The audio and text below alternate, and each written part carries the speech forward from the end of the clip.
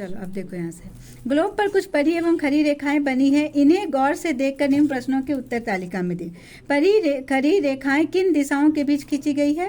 परी रेखा किस दिशाओं के बीच खींची गई है? पूरब से पश्चिम की ओर, और खरी रेखा उत्तर से दक्षिण की ओर। अंतर्राष्ट्रीय तिथि रेखा क्या है? अंतर्राष्ट्रीय तिथि रेखा क्या है तुम्हारा? एक 180 डिग्री देशांतर रेखा को अंतर्राष्ट्रीय तिथि रेखा भी कहते हैं। किन्हीं दो परी अथवा दो खरी रेखाओं के बीच की दूरी क्या है? समान है या असमान है? तो खरी रेखा, परी रेखा में क्या होती है? परी रेखा में लेटीट्यूड में क्या होती है? समान होती है। क्या होती है? समान होती है। और खरी रेखा में असमान होती है। होगी कि नहीं है असमान? ठीक है, आगे क्या दिया हुआ है? किन्हीं दो रेखाओं के, हाँ, परी खरी रेखाओं को क्या कहते हैं? परी रेखा को क्या कहते हैं? देशांतर। परी रेखा। हाँ, परी रेखा को क्या कहते हैं? अभी समझाए ना। परी मतलब अक्षांश रेखा, खरी मतलब देशांतर रेखा। इंग्लिश में क्या बोलते हैं? लेटीट्यूड लाइन परी रेखा, लॉन्गिट्यूड लाइन देशांतर रेखा। याद रहेगा, ध्यान से समझो ना। अब आ जाओ, परी और खरी रेखाओं में कौन सी आपस में मिलती है?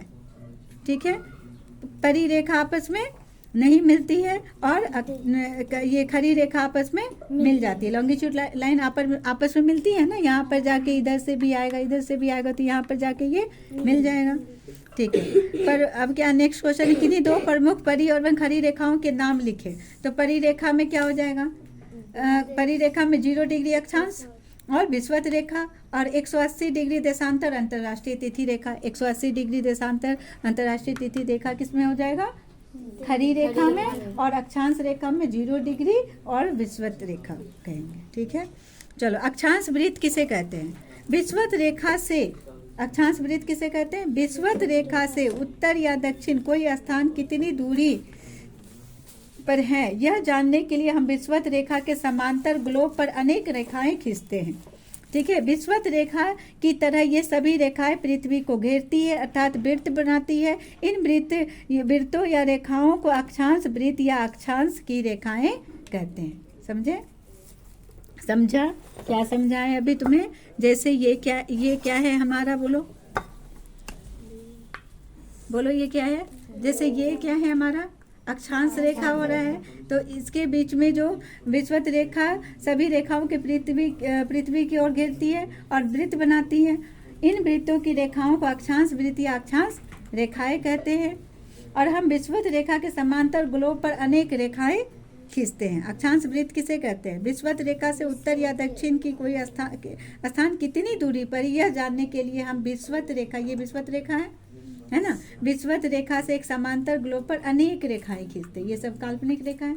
अनेक रेखाएं ऊपर, ये उत्तरी गोलार्ध में भी है, और उत्तरी गोलार्ध में भी है, और दक्षिणी गोलार्ध में भी है। समझ गए? अजीरो पर जाके, यहाँ ये अंटार्कटिका में जाके एक पॉइंट जैसा, बिंदु जैसा रह जाता है।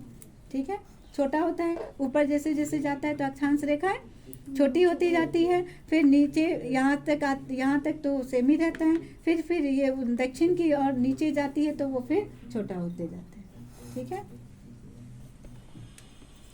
वो समझो। दो प्रमुख अक्षांशों का नाम बताइए। दो प्रमुख अक्षांश कौन कौन सा है? कर्क रेखा है ना, कर्क वृत्त, ट्रॉपिक ऑफ कैंसर 23.5 डिग्री किस दिशा में है? उत्तरी दिशा में। और मकर रेखा किस दिशा में? ट्रॉपिक ऑफ कैप्रिकॉर्न 23.5 डिग्री दक्षिण दिशा। बोलोगी ना, धीरे से बोलती है, तुम्हें आता है तो वो जवाब देना है ना। पृथ्वी पर कितने कटिबंध हैं? पृथ्वी पर 3 कटिबंध है। इनके नाम बताना है और विशेषता भी बताना है। तो उष्ण कटिबंध क्या होता है? उष्ण कटिबंध, यहाँ पर ज़्यादा गर्मी पड़ती है। कर्क और मकर रेखाओं के बीच मौजूद क्षेत्र उष्ण कटिबंध कहलाता है। यहाँ सभी अक्षांशों पर मध्याह्न सूर्य कम से कम एक बार अवश्य ठीक सिर के ऊपर लंबवत रहता है। इस कारण यहाँ पर सर्वाधिक गर्मी पड़ती है। शीतोष्ण कटिबंध, यह उत्तरी गोलार्ध में कर्क रेखा और आर्कटिक रेखा के बीच 23.5 डिग्री उत्तर, 66.5 डिग्री उत्तर तथा दक्षिण गोलार्ध में मकर रेखा और अंटार्कटिक रेखा के बीच 23.5 डिग्री दक्षिण और 66.5 डिग्री दक्षिण है। इस कटिबंध में जलवायु न तो अधिक गर्म रहता है और न ही अधिक ठंडा, क्योंकि यहाँ मध्याह्न कभी भी सिर के ऊपर लंबवत नहीं पहुँचता, अतः तापमान तापमान साधारण रहता है। शीत कटिबंध, यह उत्तरी गोलार्ध में आर्कटिक वृत्त और उत्तर ध्रुव के बीच तथा दक्षिण गोलार्ध में अंटार्कटिक वृत्त के और दक्षिण ध्रुव के बीच स्थित है। ध्रुवों की ओर सूर्य की किरणों का कोण क्या होता है, घटता जाता है, जिस कारण यहाँ पर बिल्कुल भी गर्मी नहीं पड़ती है ना, सूर्य की रोशनी नहीं पहुँच पाती है, उसके कारण वहाँ पर हमेशा ठंडक बनी रहती है और वो बर्फ़ की तरह एक चादर की ओर ढका हुआ रहता है। समझ गए? ठीक है, अब आ जाओ देशांतर रेखा किसे कहते हैं। अभी देखो कितने बार डिस्कस किया। ग्लोब पर उत्तरी ध्रुव उत्तर ध्रुव से दक्षिण की ध्रुव को जोड़ती हुई रेखाएं खींची गई, ये सभी देशांतर रेखाएं कहलाती। क्या होता है देशांतर रेखा?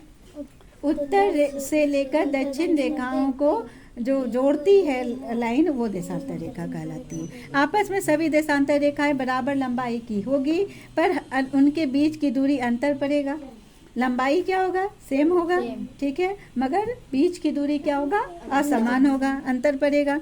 विषुवत रेखा पर सबसे अधिक और ध्रुव की और क्रमशः कम दूरी मिलेगी। ध्रुव पर इनके बीच की दूरी 0 हो जाती है। ध्रुव पर क्या हो जाएगा? एक पॉइंट हो जाएगा, बिंदु हो जाएगा, तो 0 हो जाती है। अक्षांश रेखा तथा देशांतर रेखाओं की कुल संख्या कितनी होती है बताओ?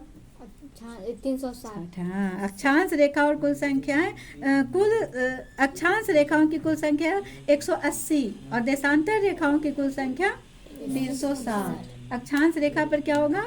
180 और देशांतर रेखाओं पर 360 होगा। ठीक है।